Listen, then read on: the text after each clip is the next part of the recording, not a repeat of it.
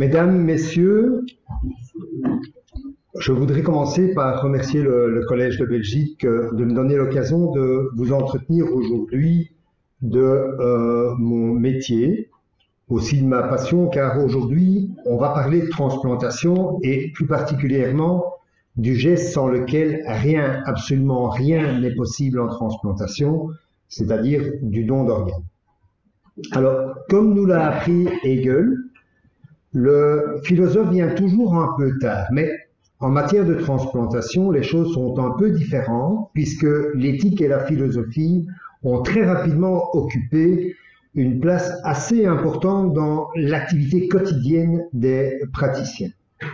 La place de la philosophie, d'ailleurs, dans une affaire de santé publique n'est pas si innocente si on songe que tous les jours, nombre de préoccupations, de références, de termes se sont déplacés du terrain de la médecine simple au terrain de la philosophie.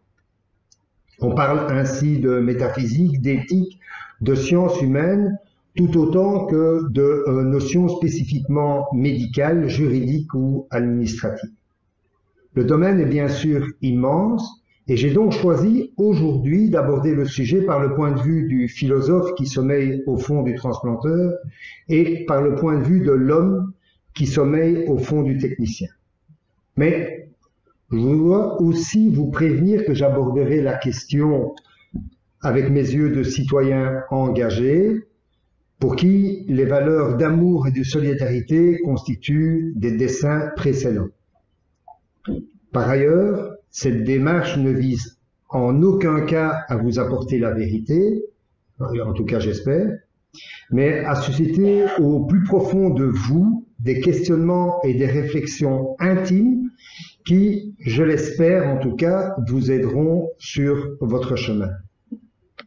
Alors, je vous propose d'entamer la conférence par la première réelle question, c'est quelle est l'origine des réticences à l'égard des transplantations? Alors, je me limiterai à une réflexion générale sur la dimension symbolique de la transplantation, qui me paraît d'ailleurs expliquer les réticences de la société à l'égard d'une pratique médicale et néanmoins justifier le choix du don d'organes. Alors, je viens d'employer le mot « choix ». Il n'est pas ici pris par hasard. Je vous propose d'aborder ce thème dans quelques instants. En ce qui concerne la situation actuelle des greffes, nous savons tous et nous connaissons tous la gravité du contexte de pénurie. Celui-ci s'insère dans le contexte plus large de la résistance au don d'organes qui est lui-même inscrit dans un contexte plus général d'ignorance à l'égard de tous ces problèmes. Sur cette dia, vous pouvez voir que le ratio entre le nombre de patients qui sont listés en bleu et le nombre de patients transplantés en rouge n'a pas du tout évolué depuis au moins 15 ans. Il existe même dans notre pays, pourvu d'une loi que je veux désormais qualifier de devancière, une résistance du corps social aux campagnes de sensibilisation face aux problèmes des transplantations. Au demeurant, il est assez difficile de connaître les sentiments profonds du grand public au sujet des transplantations et d'interpréter ses réponses, et j'ai même envie de dire ses non-réponses, devant la complexité des questions posées par la transplantation. On est donc conduit à s'interroger sur les raisons qui, dans l'imaginaire social, entraînent ces réticences envers la pratique, une pratique en tout cas qu'on ne peut croire purement technique et sans grands enjeux éthiques. Il semble que la raison majeure tienne à la dimension symbolique que l'homme garde de lui. Cette dimension symbolique, au croisement des déterminations médicales, sociales, morales, affecte en premier lieu la réalité économique, puisque les greffes d'organes ont un coût, et un coût majeur.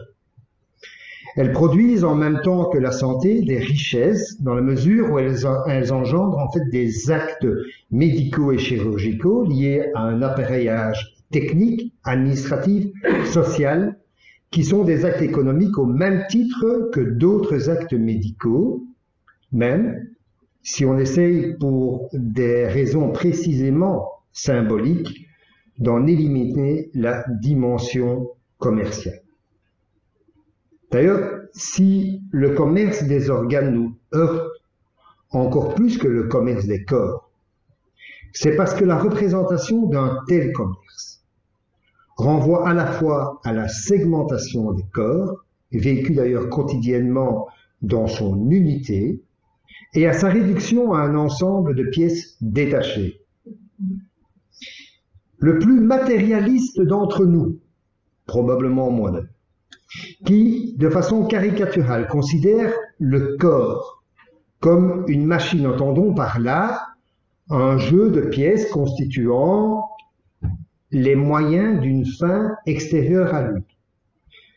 Ce même individu constitue et vit en fait en pratique son propre corps comme une totalité unique et non comme la somme de ses parties. Bien sûr, nous pouvons avoir une conception analytique du corps matériel, fait d'organes, de cellules, de molécules, d'atomes, dans la lignée de Descartes, qui définissait la matière par l'extériorité de ses parties. Mais en réalité, nous ne sentons ni ne vivons notre corps de manière analytique, puisque le malaise et la maladie affectent la totalité du corps et de l'organisme, et en définitive, la totalité de l'image que chacun se fait de lui-même. Il nous faut alors aborder la symbolique du corps humain. Issu du nom grec symbolon, désignant un signe de reconnaissance fait d'argile brisée en deux, le symbole exprime cette dimension globale de l'expérience humaine qui fait sens pour l'homme dès qu'il reconstitue son unité originelle. Dans le cas du corps humain, sa dimension symbolique, vécue par un sujet qui n'a pas, mais qui est son corps, est double. Le corps est en effet le symbole de l'âme et du cosmos, comme l'attestent d'ailleurs les diverses religions ou leurs manifestations plastiques qui représentent le corps humain comme le temple de l'âme et du monde. On pense bien entendu au célèbre le dessin de Léonard da Vinci, l'homme de Vitruve, qui intègre l'homme dans le cercle cosmique selon des proportions géométriques parfaites issues du pythagorisme et dont le nombre d'or est la manifestation la plus connue. Le nombre d'or, qui régit le rapport harmonieux entre les parties et le tout, est un exemple frappant d'idée mathématique, un concept ultra simple, presque primitif, qui se retrouve partout autour de nous. Lorsque l'on décompose un objet en deux parties inégales, on dit que la proportion est divine ou dorée, si le rapport entre la grande partie et la petite est le même que le rapport entre le tout et la grande partie. La simplicité de cette définition explique l'omnipotence ou l'omniprésence de phi égale 1,61, 80, 33, etc., etc., etc. On le rencontre dans la spirale construite à partir de la suite de Fibonacci, dans les proportions qui régissent bon nombre d'éléments dans la nature et dans les proportions qui guident à la construction du pentagone régulier. Mais aussi dans la plupart des monuments qui témoignent de la grandeur de l'esprit de l'homme. Je pense à nos cathédrales, aux pyramides égyptiennes ou aux temples de l'Antiquité. On peut transposer cette mesure aussi à la société. Qu'est-ce que la société serait agréable si le rapport du tout au grand était le même que le rapport du grand au petit? Le corps humain évoque la forme transcendante de l'âme, celle qui donne la vie, le mouvement et la pensée. Et selon les cas, l'âme du monde est pour certains d'entre nous le souffle de Dieu. Ainsi, dans les trois religions monothéistes, le corps humain est-il le symbole du corps divin dans une indissociable unité à l'image et à la ressemblance de son Créateur. Mais, en même temps, le corps est le symbole de lui-même en tant qu'il renvoie à l'agencement réciproque de toutes ses parties qui doivent être pleinement respectées dans leur intégrité pour rester et être. En d'autres termes, le corps humain apparaît comme une totalité vécue et pensée selon un mode d'appréhension holistique rebelle à la distinction analytique des parties, des organes, des fonctions et par conséquent à la réification commune aux objets du monde. On sait par exemple que pour les Indiens, les parties les plus humbles du corps, les cheveux, les ongles, la peau, revêtent un caractère sacré car elles symbolisent l'unité entière du corps, laquelle à son tour symbolise l'unité du monde et in fine celle du divin. La représentation du corps humain dans la peinture primitive, par exemple à Byzance, puis au Moyen-Âge latin, prend comme modèle le corps du Christ et de la Vierge, dont l'intégrité ou la destruction témoignent en des modes distincts de la splendeur des corps. Le symbole de la visitation ou le symbole de la passion font passer le souffle du sens, pour certains l'âme, à travers la transfiguration de ce corps éphémère, passager, mortel, appelé pour certains par Dieu à la résurrection. Que nous le voulions ou non, cette dimension symbolique ancrée dans la totalité cosmique demeure présente dans nos sociétés modernes, d'où le religieux s'est retiré au profit du rationnel.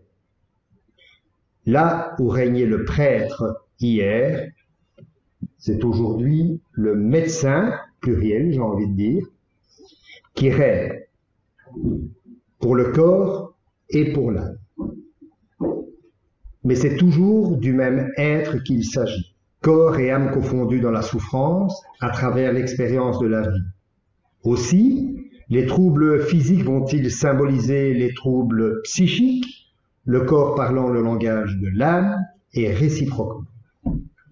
Tous deux apparaissent dans ces conditions morcelés, parcellisés, mutilés, en un mot, incomplets et donc désespérément vides de sens. Mais si le médecin s'est substitué au prêtre, derrière le médecin, c'est le physicien ou le biologiste qui règne, et bientôt le généticien, c'est-à-dire la science, qui s'appuie sur une approche analytique des problèmes. La science moderne, en effet, analyse, segmente et parcellise son champ d'investigation, fidèle à la deuxième règle de la méthode cartésienne, je cite, « Diviser chacune des difficultés à examiner en autant de parcelles qu'il se pourrait et qu'il serait requis pour mieux les appréhender et les résoudre. » En outre, derrière le médecin, il n'y a pas seulement le physicien et le biologiste, c'est-à-dire l'homme de savoir.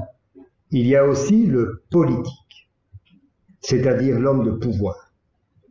Et le pouvoir, à son tour, distingue, divise, parcellise, pour mieux agir et, malheureusement, souvent, pour mieux régner. Dans tous les domaines du savoir, notre conception de la rationalité et de la vie relève essentiellement de l'analyse. Elle se heurte donc nécessairement à la symbolicité de l'existence qui n'est jamais d'ordre analytique, ni même d'ordre synthétique, mais d'ordre holistique, car en vérité, on ne peut faire la synthèse que de ce qu'on en a préalablement analysé. On comprend par là même les obstacles auxquels se heurtent les transplantations lors des prélèvements, qu'on pourrait considérer ou qualifier d'acte analytique, puisque le chirurgien sépare les organes, tissus et cellules d'un même organisme, ou lors des greffes qui seraient alors des actes synthétiques, puisque le chirurgien ajoute un élément à un organisme préexistant. Mesdames, Messieurs, il s'agit moins d'obstacles moraux et religieux liés aux mentalités d'un pays ou d'un groupe d'individus que d'obstacles métaphysiques. Il y va de la représentation symbolique de l'essence du corps propre et par conséquent de l'intégrité symbolique de la personne. Mais la question éthique se greffe d'elle-même, si j'ose dire, sur la question métaphysique, celle de l'essence de la personne, dès lors que cette essence appelle le permis et le défendu quant à son unité et à son intégrité. Le fantasme du corps mis en pièces dans son symbolisme archaïque reste encore aujourd'hui l'obstacle majeur aux techniques des greffes d'organes. D'ailleurs, l'angoisse, et non seulement la peur, devant un corps morcelé, est présente dans l'imaginaire moderne comme dans les croyances primitives.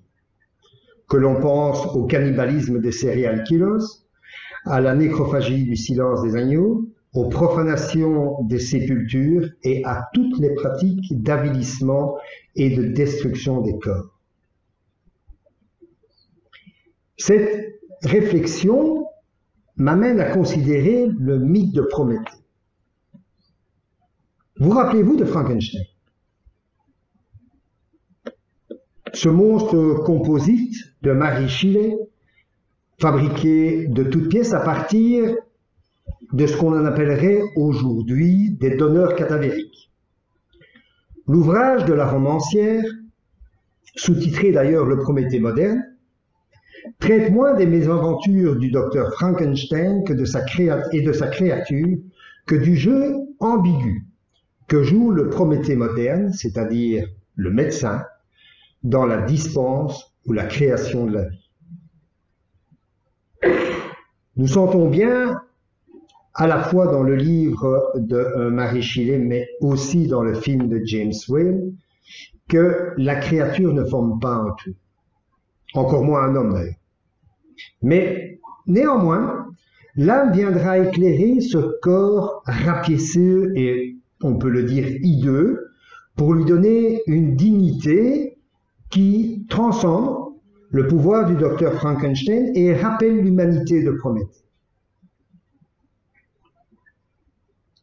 Le mythe et le théâtre grec rapportent le destin de Prométhée, enchaîné sur son rocher, à qui un aigle venait dévorer éternellement le foie. Il s'agit là de la manifestation la plus primitive de prélèvement ou de vol d'organes, qui semble incarner, pour utiliser d'ailleurs le langage de Maurice Godelier, le contre-don divin, vu comme la sanction des dieux envers le don du titan, Prométhée, à qui l'humanité, pour l'humanité qui était vouée à la pire des pénuries, celle de l'intelligence. En volant le feu dans un lieu où les mortels n'avaient pas d'accès, Prométhée le prévoyant donne naissance à l'humanité, désormais vouée aux arts et à la connaissance grâce à ce don étranger. C'est la plus grande leçon de ce mythe qui nous enseigne que l'homme n'accède à sa propre nature qu'après que son intelligence ait été dérobée à l'extérieur de l'humanité. Pour le dire autrement, ce n'est pas en lui que l'homme trouve la lumière qui doit éclairer sa condition et donner un sens à ses actes. Il lui faut la prendre ailleurs, sur l'Olympe ou dans la forge d'Héphaïstos, selon les différentes versions du mythe. Mais ce vol, et donc cette transgression, entraîne une angoisse qui va être intériorisée par tous les humains auxquels le vol de Prométhée et son don ont accordé l'intelligence et par là même la conscience désormais de ce qu'ils sont. Une telle angoisse, aussi éternelle que le châtiment de Prométhée, se manifeste devant le corps morcelé du Titan ou devant le corps déchiré de l'homme qui perd toute signification dans la conscience unifiée de la personne. Il y a bien quelque chose de profanateur dans tout geste de prélèvement, à l'origine de toute greffe, parce qu'il soustrait une réalité à son lieu naturel et sacré, qu'il s'agisse du feu de Prométhée ou du feu de Zeus ou du foie de Prométhée. Si nous revenons à notre époque, nous constaterons que le refus du don d'organes est fondé sur une angoisse similaire face à ce prélèvement ou à ce vol. Il n'est pas ressenti comme un prélèvement médical ou juridique, ni même social, mais comme un prélèvement ontologique qui met en question l'intégrité de l'homme. On peut supposer que les familles confrontées aux besoins des transplantations ressentent avec douleur la mort de leurs proches, de l'intérieur en tout cas, mais de façon encore plus douloureuse, l'image d'un prélèvement qui vient leur arracher de l'extérieur une part d'elle-même, au moins dans leurs souvenirs. On ne peut pas ici ne pas songer à la créance de la livre de chair de Shylock dans Le Marchand de Venise. Alors, certes, le personnage de Shakespeare n'en faisait pas l'usage que la médecine moderne en fait pour sauver la vie de ses patients, mais en tout cas, il pensait que pour continuer à vivre, il lui fallait prélever la chair, à défaut d'argent, sur le corps de son débiteur. Ceci m'amène à considérer la notion de dette et de créance dans le domaine de la transplantation. Dans ce cas, la question est de savoir vis-à-vis de quel créancier nous avons cette dette qui pousse le corps médical au prélèvement de la chair. Sommes-nous en dette envers la société, à laquelle nous devons la fonction que nous occupons, envers la médecine, à laquelle nous devons la vie que nous conservons, envers la morale à laquelle nous devons l'exigence du prélèvement pour sauver notre prochain. Ce qu'il y a, in fine, de plus angoissant dans l'imaginaire des personnes confrontées à un tel problème, c'est la perte des limites dans lesquelles se tient naturellement l'existence de l'homme. Avec la possibilité des greffes multiples qui modifient l'économie du corps propre, l'homme voit disparaître les limites de son organisme et de sa personne. Le principe du pérase des Grecs, s'évanouissant dans l'illimité apeiron, cet indéfini dans lequel les corps, comme la pensée, n'en finissent pas de se dissoudre. La société garde de façon résiduelle la représentation obscure du corps morcelé sur lequel ont été prélevés les organes, les yeux ou la peau, impossible à reconstituer et dont la dépouille met en question l'intégrité de l'individu. C'est malheureusement cette violation des limites réelles ou imaginaires de chaque individu qui est confusément ressentie comme la violation des limites et de la morale par les familles. La question du don concerne les présents que les hommes se font les uns aux autres, individuellement ou collectivement. Transfert ou transmission, un don a lieu lorsque les uns donnent quelque chose aux autres, impliquant une relation en trois termes. Le donateur, le donataire et la chose offerte. En transplantation, on parle plus précisément de donneur, de receveur et de greffon. Un cadeau est toujours une faveur. Mais le don effectué par solidarité pour porter secours à autrui n'est pas une faveur. Il s'adresse à une personne démunie pour corriger ou réduire un manque. À la différence de l'échange commercial, d'ailleurs purement économique bien sûr, où chacun poursuit son intérêt propre, le don est généralement investi d'une valeur symbolique, mais plus encore d'une valeur morale. En légiférant sur le don d'organes, l'État a fait irruption brutale dans la vie des individus, dans l'intimité des familles. En effet, l'État moderne impose aujourd'hui à chacun d'entre nous sa créance, bien sûr sous la forme douce d'une législation, dans la mesure où il incarne au sens élégien du terme la totalité organique de la société. Clairement, il demande en conséquence que les organes des individus soient mis à la disposition de la totalité des malades. Auparavant, le corps humain appartenait à Dieu. Aujourd'hui, le corps humain appartient de facto à la société tant du fait des moyens techniques que des prescriptions législatives et des règlements administratifs en vigueur. Ainsi, le consentement présumé du donneur, qui tente à interpréter de manière affirmative un silence, sans pour autant d'ailleurs témoigner d'une volonté et a fortiori d'un don, témoigne de la socialisation de l'ensemble des corps disponibles.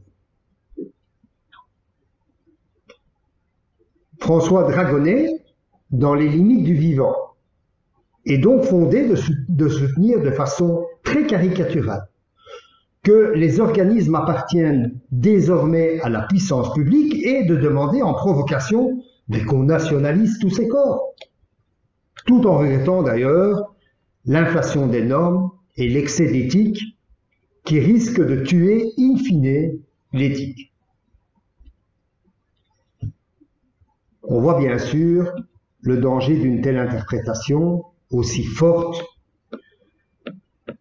en soumettant les corps vivants ou morts à la législation seule de l'État, dès lors substituée à Dieu, et à faire de l'organisme social le seul organisme réel. Il est difficile pour autant de trancher cette question indissolublement médicale et sociale sans s'interroger sur la catégorie à laquelle appartient le corps humain. On peut en effet gérer médicalement et administrativement ou socialement même que ce que l'on possède dans l'ordre de l'avoir et non dans l'ordre de l'être. Alors, pour éviter d'appliquer une logique marchande au corps humain, le législateur a très justement imposé la gratuité du don. Ce choix limite les dérives de certains pays dans lesquels le commerce des organes, des tissus est encore courant aujourd'hui, au même titre que le commerce du sang, des fœtus, des femmes ou des hommes. Ce qui revient d'ailleurs à reconnaître une nouvelle forme d'esclavage de l'être humain. Il n'en reste pas moins qu'aucune législation n'est parfaitement satisfaisante en matière de transplantation du fait de la spécificité des objets sur lesquels elle opère. Les objets vivants prélevés sur un sujet, qu'il s'agisse d'organes, de tissus, de sang, de moelle, de tissus fœtaux, bref, tout ce qui relève des matériaux corporels, sont affectés d'un double coefficient de vie et de mort quand ils sont prélevés sur un cadavre, mais aussi d'un double coefficient de matérialité et de personnalité. À titre d'exemple, un cœur artificiel est un artefact. Un cœur humain est un organe vivant. Le premier n'étant rien attaché à une personne, ni à celle de l'ingénieur qui l'a conçu, ni à celle du chirurgien qui l'a implanté, ni d'ailleurs à celle du patient qui l'a reçu. La seconde demeure attachée à l'homme dont il est issu. C'était le cœur d'une telle personne. Et on peut comprendre l'émotion du greffé qui vit grâce à ce don surnaturel.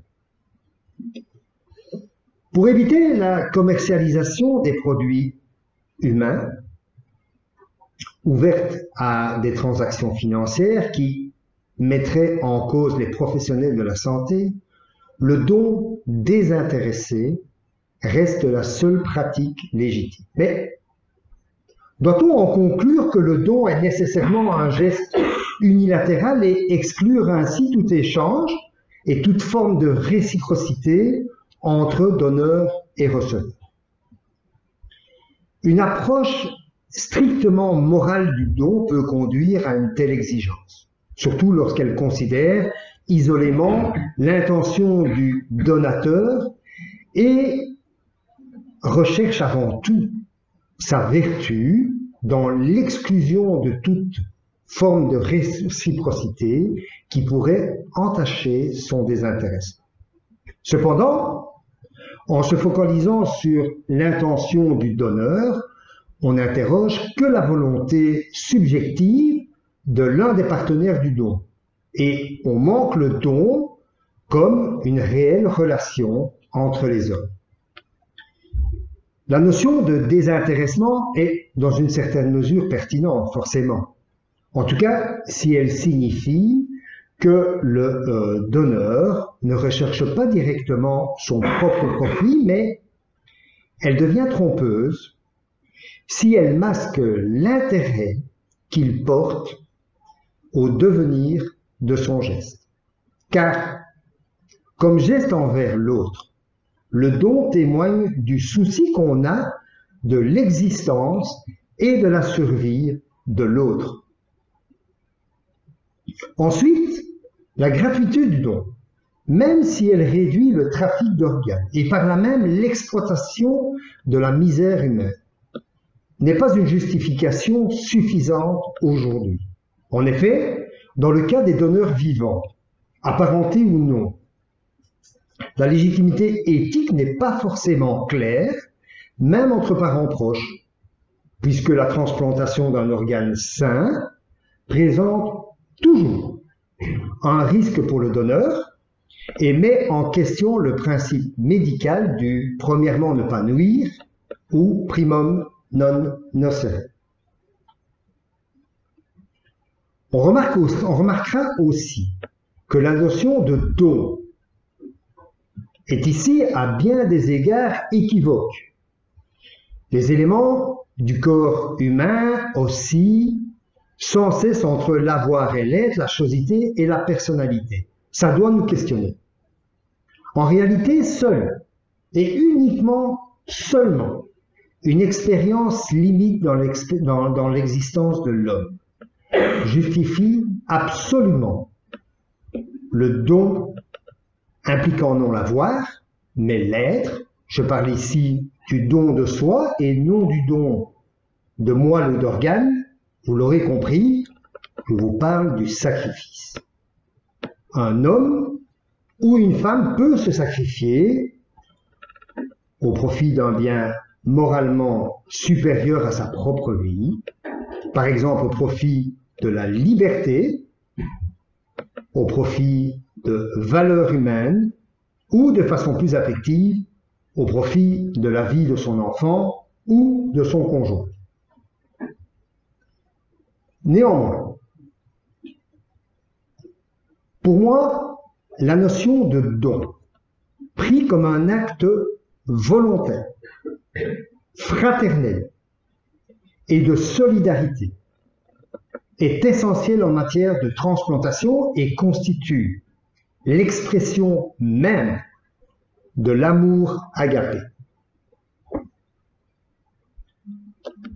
Comment parvenir alors, après tout ce que je viens de vous dire, pour les donneurs vivants ou morts, à justifier la transplantation généralisée et donc socialisée d'organes, de tissus, dans le dessein d'une amélioration de la santé publique?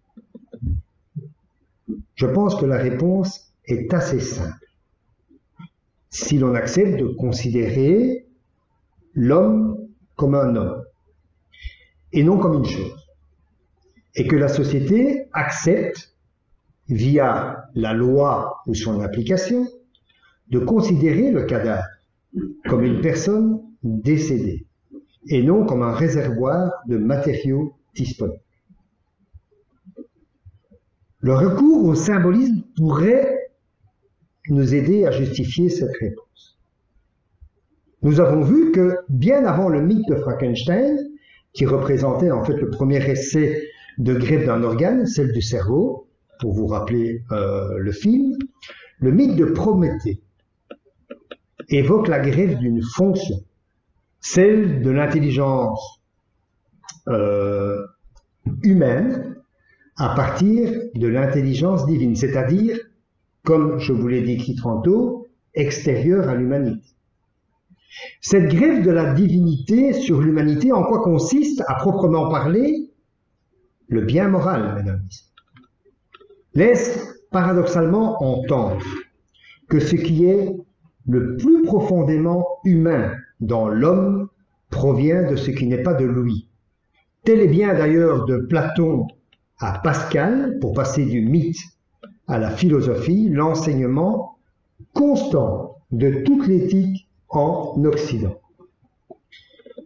C'est l'extériorité qui éclaire l'intériorité, comme le montre chaque jour l'expérience du plus élémentaire processus éducatif où l'autre me conduit à devenir ce que je suis.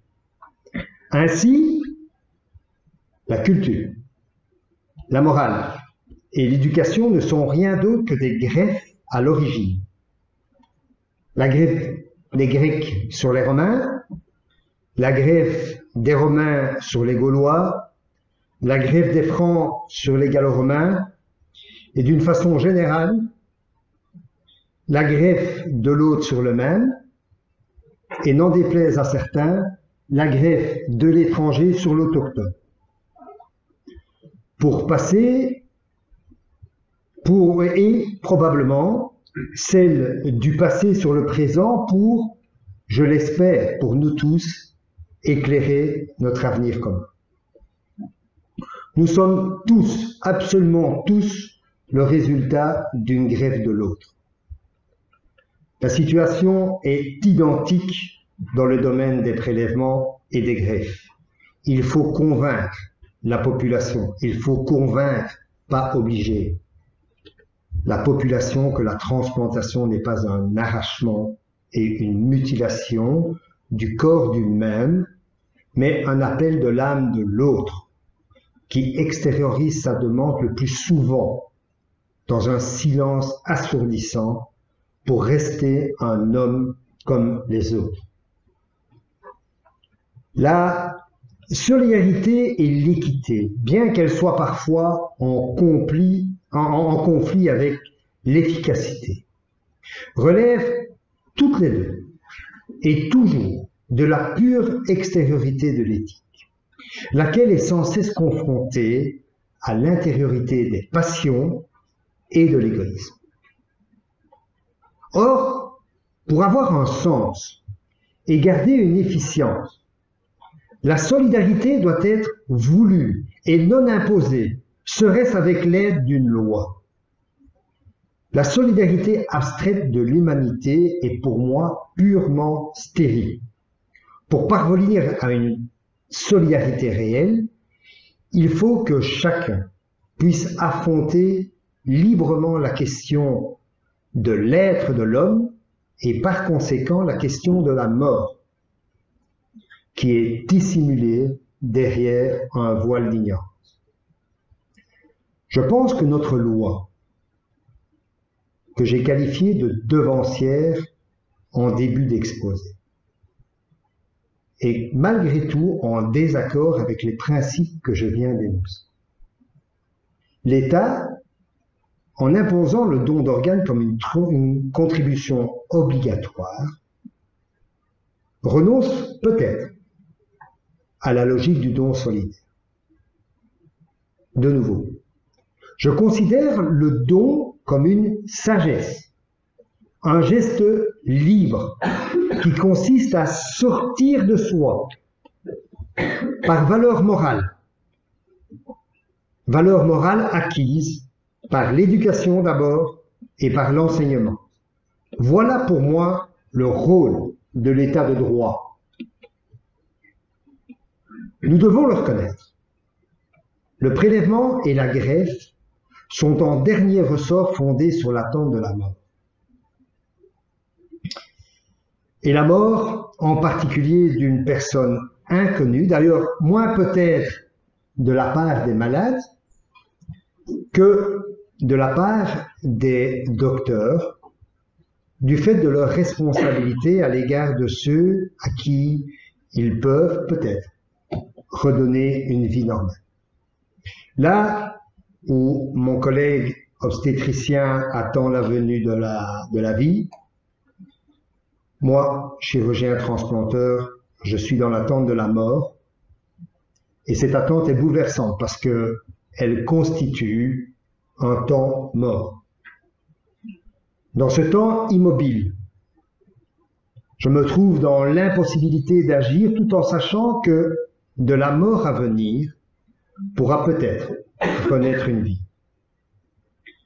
Une telle situation met à nu la nature paradoxale d'un temps hors de ses gonds, comme le disait Hamlet, qui plonge l'homme dans l'indécision, sans passé, mais sans avenir non plus, dans le seul désespoir statistique qu'un accident heureux de circulation un samedi soir donne à l'équipe soignante le corps dont elle a besoin pour sauver dans une arithmétique absurde d'autres corps. Le voile d'ignorance qui recouvre la question des prélèvements et des greffes, c'est le voile métaphysique qui dissimule à chaque homme l'angoisse de sa condition. Mais c'est précisément ce voile qu'il faut lever afin de faire comprendre à l'homme, qu'il soit sain ou malade, que sa condition de mortel l'expose au risque de la mort, peut-être pour venir en aide après que celle-ci soit survenue à ceux qui sont encore dans l'espérance de la vie. Nous retrouvons là l'ouverture de l'éthique qui résulte d'un appel orienté en nous vers l'invisible visage de l'autre. Le grand ouvrage de Lévinas, Totalité et Infini, est sous-titré « Essai sur l'extériorité ». Il nous rappelle que le bien, cette lumière étrangère qui éclaire mon existence dès que l'éducation m'apporte ce greffon singulier, demeure in fine à distance de moi-même si je refuse de m'en emparer. Il y a là comme une ouverture béante vers l'autre, qui est une personne comme moi, mais à laquelle je dois la conscience que je prends de son appel. Et de cette créance peut naître la source de ma future croyance. Certes, il est toujours difficile de répondre affirmativement à un tel appel, surtout d'ailleurs dans une société dont le tissu social est de plus en plus anomique, au sens durkheimien du terme bien sûr, où chaque groupe joue en fait un jeu contre les autres groupes et qui ne connaît d'autre solidarité que la solidarité mécanique. Or, On ne peut pas fonder une société d'humains sur la seule solidarité mécanique. Elle fonctionne parfaitement, je vous le concède, dans le modèle des insectes sociaux, dans une termitière ou dans une ruche, mais elle échoue à rendre raison de l'existence de l'homme dont la modalité transcende la vie biologique et par conséquent l'ordre économique et social. La justice peut prendre deux visages. Celui d'une distribution égale des biens pour tous, sans considération des différences, des mérites ou des situations particulières des différents individus. C'est ce qu'on appelle l'égalité horizontale. Il va de soi que, dans un tel cas, seul le tirage au sort peut permettre de choisir, en cas de pénurie d'organes, le patient qui recevra l'organe disponible. Et celui d'une distribution hiérarchisée des biens en fonction de l'urgence, de l'âge ou de la gravité du mal, par exemple. Dans ce cas, le médecin devra établir par lui-même ou via un système d'allocation une préférence pour rester fidèle à ses exigences. On parle alors d'équité verticale. Et un patient obtient la préférence par rapport aux autres. Vous l'aurez compris.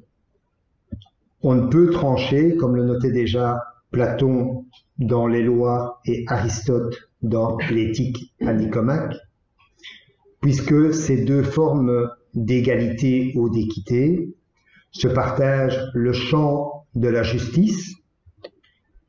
Personne ne connaît d'instance supérieure qui permettrait de décider entre ces deux partages constitutifs de l'existence humaine. En d'autres termes, on ne peut pas choisir entre ces deux choix, puisqu'ils épuisent à eux seuls tout le domaine du choix, comme l'horizontalité et la verticalité épuisent à elles seules tout le domaine de la géométrie. Nous devons, dès lors, retrouver un modèle de parenté dans notre imaginaire afin de justifier le don socialement, et j'ai envie de le dire, cosmiquement nécessaire, basé sur une solidarité vivante. Ce modèle de parenté a été lumineusement décrit par Hans Jonas dans le principe de responsabilité. Il est à la fois vertical, la filiation, et horizontal, la fraternité ou le couple. Ce modèle s'avère donc compatible avec les exigences des membres d'une communauté et propre à éclairer les choix éthiques de l'homme chaque fois que sa responsabilité est engagée. Le modèle de parenté est le modèle de solidarité vivante dans lequel les rejets sont réduits au profit de ce que j'appellerais la compatibilité éthique. On parle avec raison de compatibilité entre un donneur et un receveur. Il faudrait reprendre cette image pour affirmer la compatibilité éthique entre tous les membres d'une communauté humaine. Mesdames, Messieurs, je crois que le corps humain et l'imaginaire qu'il habite doit être davantage investi par l'homme que par la société, et ce, dans une double direction. En premier lieu, une direction qui le relie aux autres réalités du monde, puisque naître ou vivre, c'est initialement venir au monde, en s'insérant dans une totalité qui ne se limite pas au seul angle de l'appareillage technique. Je pense que la médecine doit aussi laisser son rôle et sa place à la nature. En second lieu, dans une direction qui le relie à ce qui dépasse absolument le monde lui-même, de l'ordre de l'éthique et de la philosophie, dont la transplantation d'organes est sans doute le plus profond révélateur. Car cette direction éthique, j'ai essayé de le montrer à travers le mythe de Prométhée, relève non plus de l'immanence du monde, mais de la transcendance de chacun d'entre nous. C'est justice que les deux mots, transplantation et transcendance, soient formés sur le même suffixe trans, qui dévoile dans la langue française elle-même que l'appel éthique ne vient pas plus de ce monde qu'il ne vient de la société. Autonome et irréductible, il vient d'ailleurs. C'est là tout le mystère de l'éthique, qui fait de l'homme un homme et non un organisme ou une machine. Je veux, devant vous aujourd'hui, à titre personnel, appeler la source de cet appel, le visage du bien. On peut laisser à chacun d'entre nous le soin de l'écouter librement dans l'obscure présence de l'autre, pour savoir ce qu'il désire fraternellement et selon son propre arbitre, lui répondre.